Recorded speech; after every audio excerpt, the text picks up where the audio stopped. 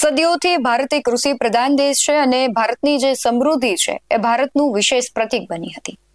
અત્યારે પણ ભારત માટે કૃષિ પ્રધાન દેશની એક ઓળખ અલગ છે અને ખાસ રાજ્યના ખેડૂતની વાત કરવી છે. રાજ્યના ખેડૂત એક બાજુ આંદોલન કરી રહ્યા છે, બીજી બાજુ અવારનવાર આપણે જે રાજનેતાઓ છે તેમના ભાષણોમાં કહેવાય છે કે ખેડૂતના હિતની વાત કરી છે. તેઓ એવું પણ બોલે છે જય જવાન જય કિસાન, પરંતુ શું ખરેખર કિસાન છે એ નીતિઓથી સરકારની સંતુષ્ટ છે? વાવણીની સિઝન છે, ખાતરો નથી મળી રહ્યા, લાઈનમાં ઊભું રહેવું પડે છે. બીજી બાજુ સૌથી મહત્વની વાત એ છે કે એક જ સરકાર અલગ અલગ રાજ્યોમાં શાસન તેનું હોય અને બીજા રાજ્યમાં જો એ ખેડૂતોને એ નીતિ અને એ યોજનાનો લાભ મળતો હોય તો એ યોજના આ રાજ્યમાં લાગુ કરવામાં શું વાંધો આવે છે? ખેડૂત પ્રત્યેની સંવેદના બતાવતા કૃષિ મંત્રી એવું તો કહે છે કે ખેડૂતો સાથે છેતરપિંડી જરાય નહીં સાખી લેવા.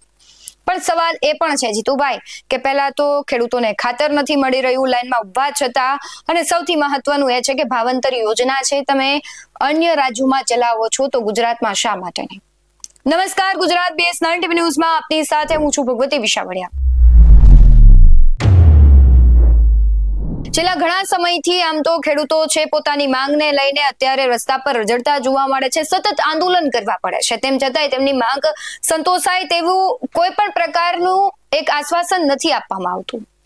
તાજેતરમાં રાજ્ય સરકારે જે જાહેરાત કરી તેનાથી પણ ખેડૂતો અસંતુષ્ટ છે. સવાલ એટલા માટે થઈ રહ્યો છે કારણ કે ખેડૂતો સાથે છેતરપિંડી જરાય નહીં સાંખી લેવાય એવા નિવેદન કૃષિ મંત્રી તો કરે છે, પણ કૃષિ મંત્રીને એ પણ ખબર હોવી જોઈએ કે રાજ્યના જે ખેડૂતો છે એને પૂરતા પ્રમાણમાં બિયારણ નથી મળી રહ્યા, કહેવાય છે કે ખાતર નથી મળી રહ્યા, લાંબી લાઈનોમાં ઊભું પડે છે. તેમ છતાં મળે છે તો ડુપ્લિકેટનો જે વ્યાપાર ચાલી રહ્યો છે આપણે જોઈ રહ્યા છે કે ખેડૂતો એ ડુપ્લિકેટ બધી વસ્તુ ખરીદે છે, તેની સાથે તો છેતરપિંડી થાય છે, પરંતુ રાજ્યના જે લોકો છે એના આરોગ્યનું શું? આ વિકટ પરિસ્થિતિ છે. કૃષિ મંત્રી નિવેદન આપે છે અને ખરેખર કાર્યવાહી થવી જ જોઈએ, એમાં ખોટી વાત જ નથી. તમારું નિવેદન ખૂબ સાચું છે અને તમે એક્શન લેશો એ પણ ભરોસો છે, પણ સૌથી પહેલા એ પણ કરજો કે રાજ્યના ખેડૂતો છે અને યોગ્ય બધું જ મળી રહેવું જોઈએ. તમે વિકાસ કરો એમાં કોઈ જ ના ન હોવી જોઈએ. એનાથી અમે પણ સહમત છે, ખેડૂતો પણ સહમત છે કે રાજ્યનો વિકાસ થવો જોઈએ, પણ ખેડૂતનો વિનાશ કરીને જો રાજ્યનો વિકાસ થાય તો એ તો દુર્દશા તરફ આપણે એક પગલું ભરી રહ્યા હોય એવું દેખાઈ રહ્યું છે. રાજ્યમાં ડુપ્લિકેટ ખાતર અને બિયારણનું વેચાણ કરનારાઓના લાયસન્સ રદ કરવાની તમે વાત કરી રહ્યા છો, જેલની સજા પણ તમે આપશો, પણ સૌથી પહેલા જે ખેડૂતો છે તેને જે મળવું જોઈએ એ પણ વ્યવસ્થા કરો ને. શું કહી રહ્યા છે કૃષિ મંત્રી તેના પર નજર કરીએ. નમસ્કાર. ખેડૂતો સાથે છેતરપિંડી કરીને જગતના તાતને નુકસાન કરવાના પ્રયાસો કેટલાક ફેક્ટરી માલિકો અને વેપારી દ્વારા જે થઈ રહ્યા આ વખતે પણ માનની ભૂપેન્દ્રભાઈની નેતૃત્વની ભાજપની સરકારે સખ્ત થવાનો નિર્ણય લીધો છે.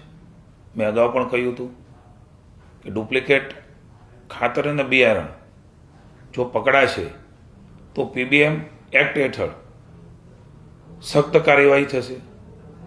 6 મહિના સુધી ડિટેન થઈ અને જેલ હવાલે જશે. એક અમરેલીમાં ડુપ્લિકેટ ખાતર એ પકડાણું, એની તપાસ થઈ અને ગઈકાલે જ 4 ઈસમોને અલગ અલગ રીતે આમાં સંકળાયેલા છે. એ સુરત, બોટાદ, અમરેલી એ પ્રકારના 4 જેટલા ઈસમોને ગઈકાલે જ પોલીસે ધરપકડ કરીને PBM એક્ટ હેઠળ જેલ હવાલે ડિટેન કરીને કર્યા છે. ખેડૂતોની સાથે આ પ્રકારની પ્રવૃત્તિ કરનાર હજી પણ રાજ્યની સરકાર સખ્તાઈથી એમાં જવા માગે છે. ખેડૂતોને સાચું ખાતરને બિયારણ મળી રહે એ સૌની જવાબદારી છે, ત્યારે સખ્તાઈ સાથે હજી પણ અમારો વિભાગ આ કાર્યવાહી કરશે અને ખેડૂતોને મુશ્કેલી ન પડે, નુકસાન ન થાય એના માટે સરકાર એ સતત ચિંતા કરશે.